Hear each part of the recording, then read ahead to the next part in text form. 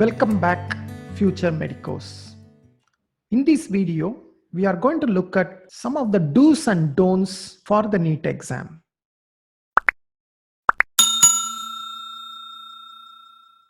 So the items that you need to carry for the exam on 13 September 2020 are as follows. The number one, you need to take a printout of your admit card. So make sure that you have a clear copy, preferably a color printout on A4 size paper. In case you have printed out earlier, I want you to download the admit card again either today or tomorrow and compare that all the details in your printed admit card and the current admit card on the website are exactly the same. Because for some of the candidates, the exam center has been changed by NTA. So make sure that you have the latest admit card with you. Plan a visit to the NEET center location at least a day earlier. Preferably, the parents should take a visit to the NEET center location. If it is in your own city, if it is away from your city, maybe you need to travel 100 kilometers, 150 kilometers. Maybe this may not be a possibility, but at least make sure that you understand exactly where is the location of the exam and what is the name of the school, what is the address, how to travel there. Look at the Google map. So have a clear-cut view of how do you reach the exam center on that particular day. And in the admit card, if you look at the second half of the first page, there are certain things that are important for you to take a look. The first section is called your self-declaration. Basically, you are declaring that whether you have some symptoms regarding COVID-19 virus or not. So this you need to fill before reaching the exam center. Make sure that you are filling this. The second, you need to paste your passport size photograph in the location shown here. It should be exactly the same photo that you have uploaded when you have applied to the NEET exam. Next, you need to ensure that your left hand thumb impression is properly placed in the box given. So before placing the thumb impression, try with some white paper or some scrap sheet before you try on the actual admit card, because there should not be any smudges. So if you are placing your thumb one time, it should be properly placed. So don't try to do it 2 or 3 times in case the ink is not properly taken. Your parent's signature. This is extremely important because a lot of candidates overlook this. In the previous years, I have seen candidates after reaching the center running back towards their parent, asking them to sign at the last minute. So don't forget this. This is important. Many candidates forget to get the parent signature. So make sure you try to get the signature the day before itself so that you do not have any tension on the day of the exam. Finally, the candidate signature. This is something you cannot do at home. Remember, this is the only box you should not fill at your home. It can be filled only in presence of the invigilator on the exam hall. Now, what else you need to carry? In addition to your admit card, you must have a valid photo ID proof in original. Your ID should have a photo and it should be original. You cannot carry a photocopy. Now, what are the acceptable forms of ID proof? Aadhaar card, PAN card, driving license, voter ID, passport, ration card, and your 12th class board admit card. Now, what are not acceptable? Your school ID card, that will not be acceptable. Aadhaar enrollment receipt, that again may not be acceptable.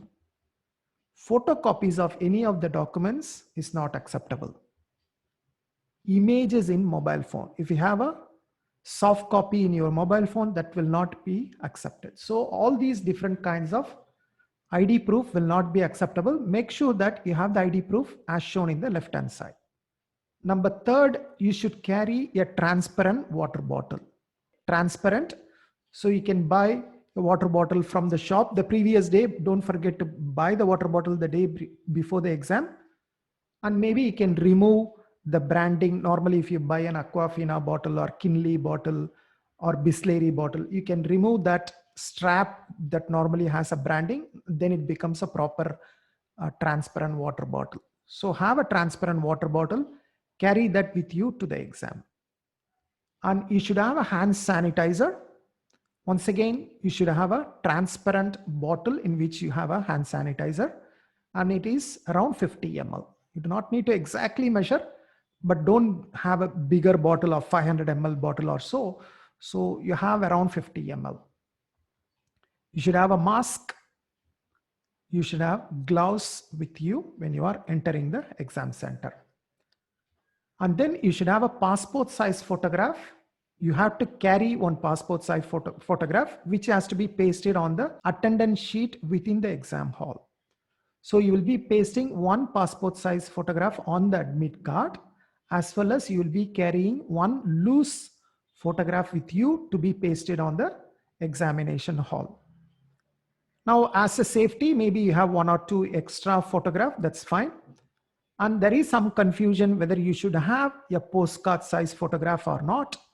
There is some confusion because the NEET prospectus says that you should have a postcard size photograph, but there is no such thing mentioned in the admit card instructions. Probably I think the postcard is an old practice. In the earlier years, we used to have something called a pro forma. When CBSE was conducting the exam, we used to have a pro forma in which normally we have to paste the photograph and take it.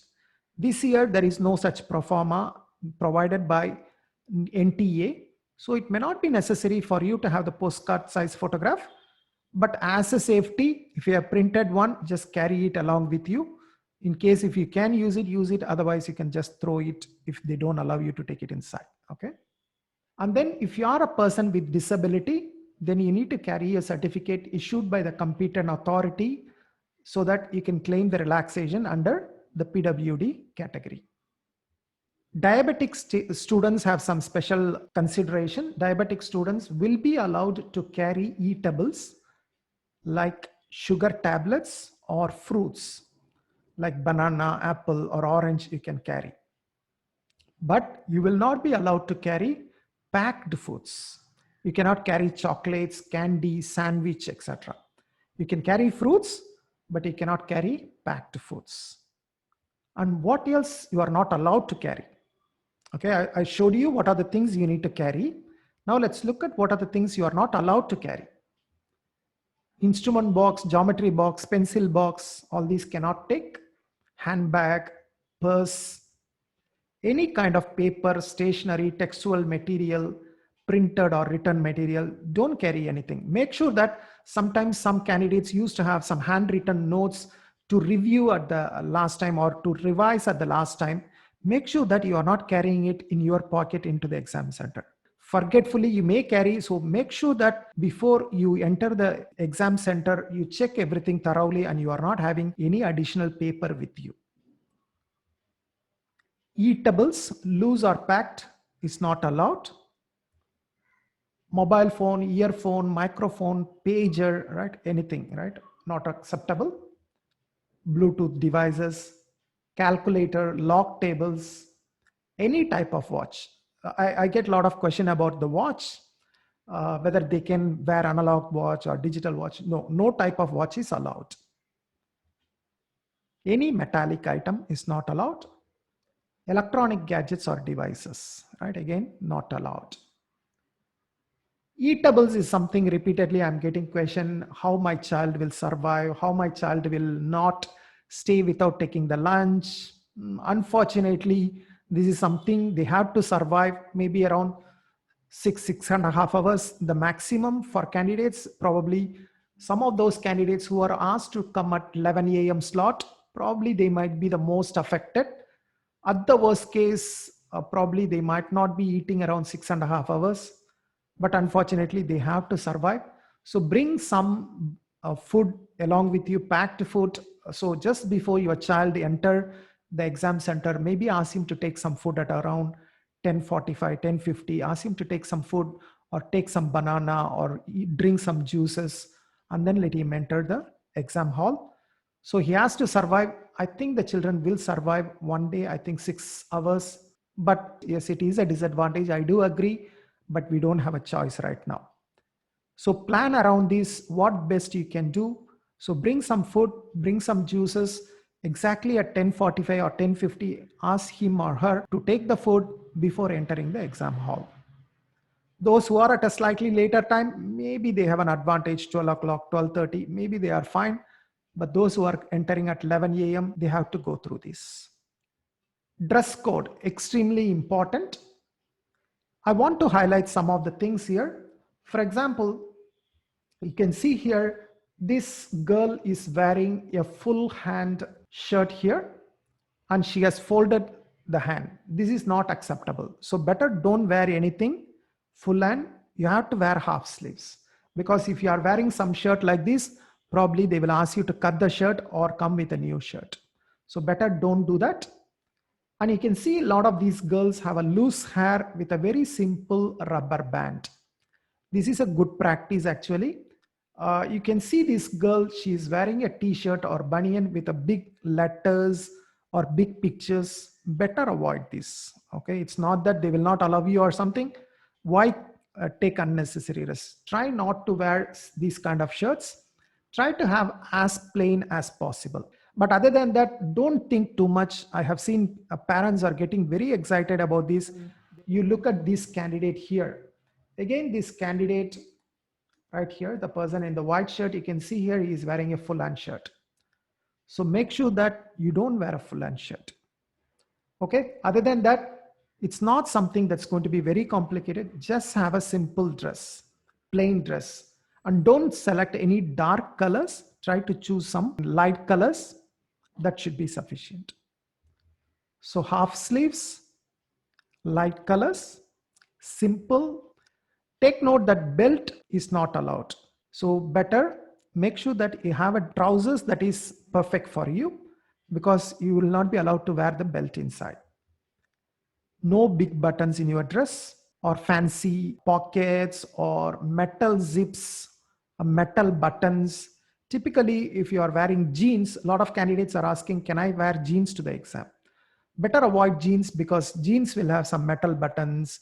It will have metal zip. It's always better to avoid anything that has metal. A normal trousers, a normal formal kind of shirt and trousers, half shirt, that should be fine. Even your uniforms should be fine.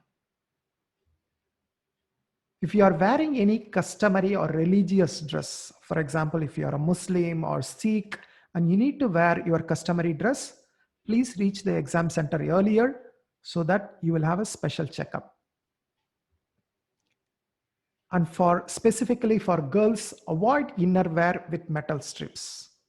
2 or 3 years ago, there was a big problem for one girl when she had a metal strip in her innerwear, and she was asked to remove that, and it became a huge point of discussion around NEET at that year. So better avoid all these things. Avoid shoes. You are not allowed to wear shoes. Avoid high heels. Just wear simple slippers or sandals, kind of like your bathroom slippers or a simple sandal that is open. That should be fine.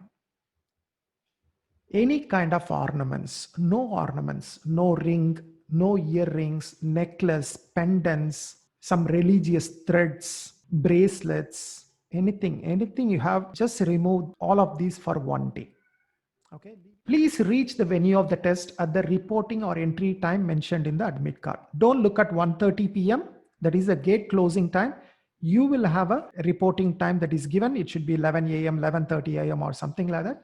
Make sure that you are at the exam center at that particular time. Please avoid crowding near the gate, particularly parents. Okay, my advice, please stay away from the gate as far as possible. Your child will do, they are all grown up, they know how to handle this. Don't get too excited, don't crowd near the gate. Maybe stay away about 100, 200 meters away from the gate. In case if your child needs some support from you, he will come back and talk to you. And if your child already entered into the center, maybe move away, stay about 500 meters or away, stay somewhere safer so that there is no crowding. You safeguard yourself and you safeguard your children. And final warning, no candidate should adopt any unfair means or indulge in any unfair practices. The exam centers are under surveillance of CCTV, videography, and equipped with jammers. So don't try anything. We have seen how the NEET scam has been exposed last year and how some of the very young children, the life has been spoiled. They have to spend many months in the jail, and the whole life is spoiled. It is a scar in their life. Some of the parents who are well educated, who are doctors, they have to spend time in the jail. So don't try any kind of unfair means. If you are a good student, if you are able to make it to NEET, if you can do that, go through a proper means. If you cannot get it, right, what is the point of doing MBBS? MBBS is not the only life. There are all kinds of better courses everywhere. So if you have good score, well and good, congratulations. But don't try any unfair means and try to get that few hundred marks and then try to do MBBS. No point of doing that. It might put you at a very high level of risk, and it might put a big question mark over your life. My best wishes to each and every one of you. I hope to see you after the end of the exam. I'm sure you will do extremely well. After the exam, we will have a lot of discussions about the admission procedures and how to go about it, when to apply. So all these, it's going to be a very hectic session after the exam. So until then, take care. Bye-bye. Have a good time.